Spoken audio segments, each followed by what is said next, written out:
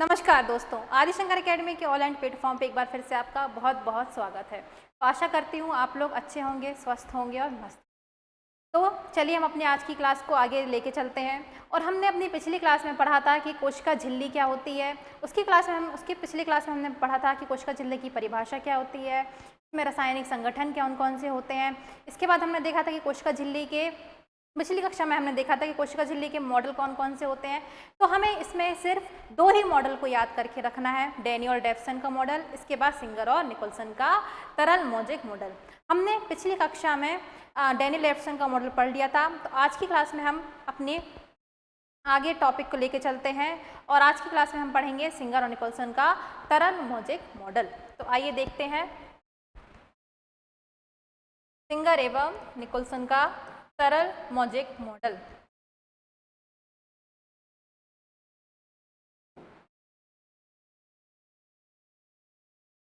हम बात करेंगे यहाँ पे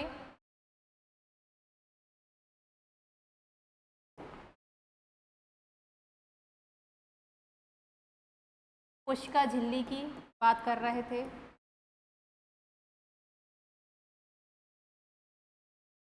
हम बात करेंगे यहाँ पे सिंगर तथा निकोलसन का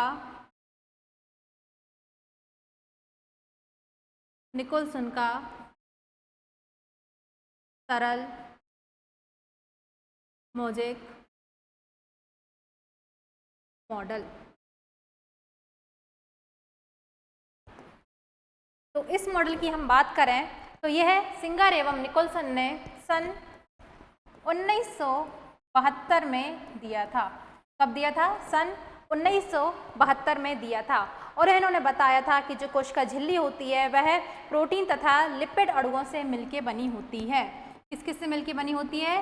लिपिड तथा प्रोटीन के अणु से मिलके बनी होती है और यह द्विस्तरीय होती है या बाइलेयर होती है।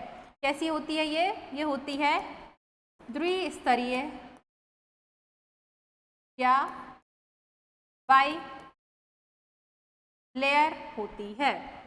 इसमें प्रोटीन तथा लिपिड के अणु कुछ इस प्रकार से व्यवस्थित होते हैं। मैंने आपको ये डायग्राम कल ही बता दिया था कि यह त्रिस्तरीय संरचना है जिसमें प्रोटीन तथा लिपिड के अणु पाए जाते हैं। कैसी संरचना है ये? त्रिस्तरीय संरचना है। तो जो प्रोटीन है उसमें मुख्यतः दो भाग पाए जाते हैं या दो सिरे होते हैं। एक होता है हेड, सिर जिसको बोलते हैं हेड, और दूसरा होता है पुच्छ सिरा, को हम बोलते हैं टेल। क्या बोलते हैं? टेल। जो हेड सिरा रहता है वो ध्रुवीय रहता है और जो टेल सिरा रहता है वो अध्रुवीय होता है और लिपिड में ये धंसा हुआ पाया जाता है। तो ये जो प्रोटीन होती है वो कोशिका झिल्ली के लिए महत्वपूर्ण कार्य करती है, उसको लचीला बनाने में क्या करती है? मदद करती है। और भी इसके जितने भी उसमें रासायनिक संगठन होते हैं उसके लिए प्रोटीन एवं लिपिड क्या करते हैं? अपनी महत्वपूर्ण भूमिका निभाते हैं। तो यहाँ हमारा कोशिका झिल्ली का जो छोटा सा टॉपिक था वो खत्म होता है। इसके बाद हम बात करेंगे कोशिका द्रव की। हमारी जो कोशिका झिल्ली में लगभग 2 क्लास लग गई हैं, क्योंकि जो कोशिका झिल्ली होती है वो इसीलिए महत्वपूर्ण या ज़रूरी है क्योंकि ये जितने भी कोशिकांग होते हैं, हम बात करें जैसे कि राइबोसोम, माइटोकॉन्ड्रिया, जितने भी कोशिकांग होते हैं कोशिका के अंदर, ये कोशिका झिल्ली उनमें सेपरेट या अलग से उपस्थित होती है। ठीक है, तो यहाँ पे हमारा ये टॉपिक, छोटा सा टॉपिक खत्म होता है। इसके बाद हम बात करेंगे कोशिका द्रव के बारे में। कोशिका द्रव हम बात करेंगे यहाँ पे कोशिका द्रव के बारे में। इसको हम इंग्लिश में बोलते हैं साइटोप्लाज्म। साइटोप्लाज्म कोशिका द्रव या जीव द्रव भी इसको कहते हैं। कोशिका द्रव या साइटोप्लाज्म की जो खोज हुई थी वो की थी एक महान वैज्ञानिक जिनका नाम था रॉबर्ट ब्राउन। उन्होंने क्या की थी? कोशिका द्रव की कोशिका द्रव की खोज की थी? किसने की थी? रॉबर्ट ब्राउन ने की थी। सन 1853 में इन्होंने कोशिका द्रव की खोज की थी। इनके साथ और भी वैज्ञानिक थे जिन्होंने कोशिका द्रव की खोज में अपना सहयोग प्रदान किया। अब हम बात करते हैं कोशिका द्रव की परिभाषा की। कोशिका द्रव की हम परिभाषा की बात करें तो कोशिका द्रव क्या होता है? कोशिका द्रव कोशिका में झिल्ली एवं कोशिका के जो बीच में, झिल्ली के बीच में जितना भी स्पेस होता है वहाँ पे पूरे में क्या फैला रहता है? कोशिका द्रव फैला होता है, जिसमें जितने भी कोशिकांग होते हैं वो उसमें डूबे हुए पाए जाते हैं। तो कोशिका द्रव की परिभाषा की बात करें हम तो यह कोशिका में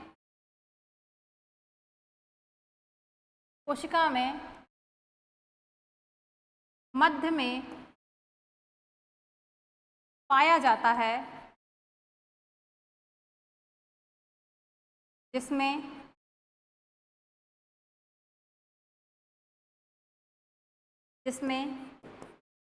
सभी कोशिकांग तैरते रहते हैं। इसमें क्या होते हैं? इसमें सभी कोशिकांग जो होते हैं वो कैसे रहते हैं? तैरते रहते हैं। इसमें सभी प्रकार की रासायनिक क्रियाएं होती हैं, जैसे कि इसमें सभी प्रकार की क्या होती हैं? रासायनिक क्रियाएं होती हैं। जैसे रासायनिक क्रियाओं की हम बात करें तो इसमें प्रोटीन संश्लेषण,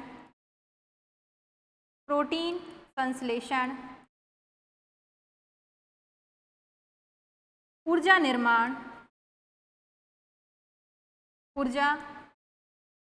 निर्माण तथा अपशिष्ट पदार्थों का निष्कासन, जितनी भी क्रियाएं होती हैं वो सब कोशिका द्रव के अंतर्गत ही होती है या कोशिका द्रव में ही होती हैं। ये बात कर ली हमने कोशिका द्रव के बारे में। इसके बाद हम बात करेंगे कोशिका द्रव में या साइटोप्लाज्म या जीव द्रव में क्या क्या पाए जाते हैं, क्या क्या पदार्थ पाए जाते हैं। तो इसमें जल, लिपिड, कार्बोहाइड्रेट,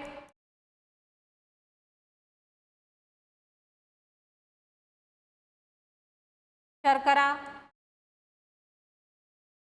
इत्यादि पाए जाते हैं। इसमें ये सभी चीज़ें पाई जाती हैं। इसके बाद हम बात करेंगे कि कोशिका द्रव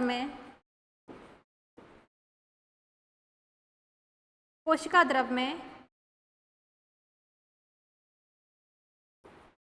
विभाजन की भी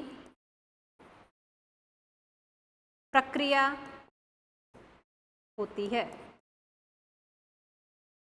विभाजन की प्रक्रिया मतलब कि एक कोशिका से जब बहुत सारी कोशिकाएं या एक कोशिका से दो कोशिका या एक कोशिका से चार कोशिकाएं बनती हैं तो उसको हम बोलते हैं कोशिका विभाजन। थोड़ा सा हम कोशिका विभाजन के बारे में बात करते हैं कि कोशिका विभाजन क्या होता है। तो हम बात करेंगे कोशिका विभाजन की। कोशिका विभाजन क्या होता है तो हमने पहले भी देख चुका है। जो कोशिकाएं होती हैं, कोशिका विभाजन की हम बात करें तो जितनी भी कोशिकाएं होती हैं वो क्या होती है? विभाजित होती हैं। तो जो कोशिका चैप्टर या कोशिका जो टॉपिक उसमें से हमको तीन मॉडल मतलब तीन सिद्धांत बस हमको उसमें पढ़ने पड़ते हैं। पहला है थियोडोर श्वान का, दूसरा है मैथियस लाइडेन का और तीसरा है रडोल्फ विर्चो का। तो जो रडोल्फ विर्चो नामक जो एक वैज्ञानिक आए थे उन्होंने बताया था कि नई कोशिकाओं का निर्माण कैसे होता है या जो सेल्स होती हैं वो कैसे अपनी संख्या को आगे बढ़ाती हैं। तो इन्होंने बताया था कि जो कोशिकाओं का निर्माण होता है वो पहले से उपस्थित कोशिकाओं से ही होता है, नई कोशिकाओं का निर्माण पूर्ववर्ती कोशिकाओं से ही होता है। तो कोशिका विभाजन कुछ इस प्रकार से होता है कि एक कोशिका से या एक मात्र कोशिका से दो डॉटर सेल बनती हैं, जिससे कोशिका विभाजन होता है। कोशिका विभाजन के बारे में हम आगे वाले चैप्टर में अच्छे से पढ़ेंगे। इसमें सिर्फ मैं आपको रफली बता रही कि एक कोशिका से दूसरी कोशिकाएं कैसे बनती हैं। तो कोशिका विभाजन की बात करें हम, जब एक कोशिका से दो कोशिकाएं विभाजित होती हैं तो उसको बोलते हैं अर्धसूत्री, इसको हम बोलते हैं समसूत्री विभाजन, समसूत्री विभाजन। और जब एक कोशिका से चार अलग अलग कोशिकाएं बनती हैं तो उसको हम बोलते हैं अर्धसूत्री विभाजन। तो यहाँ हमने बात की विभाजन की कि विभाजन कौन कौन से होते हैं, समसूत्री विभाजन और अर्धसूत्री विभाजन। इसके बारे में हमने जैसे कि मैंने अभी बताया कि इसके बारे में हम नेक्स्ट क्लास में या नेक्स्ट चैप्टर में अच्छे से हम इसके बारे में पढ़ेंगे। इसके बाद हम बात करेंगे कि कोशिका विभाजन क्यों आवश्यक है। तो कोशिका विभाजन इसलिए आवश्यक है ताकि हम कोशिकाओं की संख्या अधिक से अधिक बढ़ा सके या कोशिका अपनी संख्याओं को अधिक से अधिक बढ़ा सके। तो जो कोशिका द्रव है उसमें भी क्या होता है, विभाजन होता है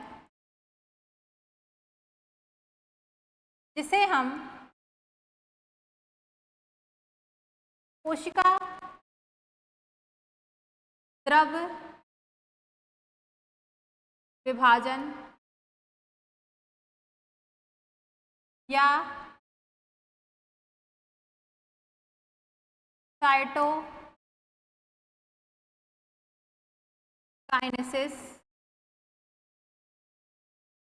साइटोकाइनेसिस कहते हैं। क्या कहते हैं? कोशिका द्रव विभाजन या साइटोकाइनेसिस कहते हैं। यह क्यों आवश्यक है? जब कोशिका द्रव विभाजन होगा तभी पूरे कोशिकांगों का क्या होगा, विभाजन होगा और एक या दो या उससे अधिक कोशिकाओं का क्या होगा, निर्माण होगा। इसी में ये जो कोशिका द्रव है वो एक महत्वपूर्ण द्रव है जिसमें क्या होते हैं, पूरे कोशिकांग होते हैं, यहाँ पूरी रासायनिक क्रियाएं होती हैं तथा यह जीव द्रव भी कहलाता है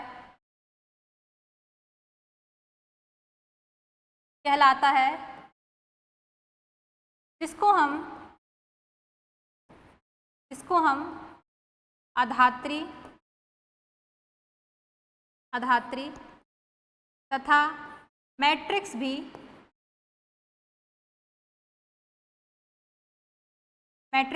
कहते हैं। क्या बोलते हैं हम इसको? अधात्री एवं मैट्रिक्स भी कहते हैं। अगर ये केंद्रक के अंदर पाया जाएगा तो इसको हम केंद्रक द्रव बोलेंगे, अगर ये कोशिका के अंदर पाया जाएगा तो हम इसको कोशिका द्रव बोलेंगे या अधात्री बोलेंगे। तो ये हमने पढ़ लिया कि कोशिका द्रव क्या होता है, कोशिका द्रव में क्या क्या पाए जाते हैं और ये क्यों आवश्यक है, एवं इसके हमने थोड़ा सा विभाजन के बारे में देख लिया कि कोशिका द्रव विभाजन क्यों आवश्यक है। तो आज की क्लास के लिए इतना ही।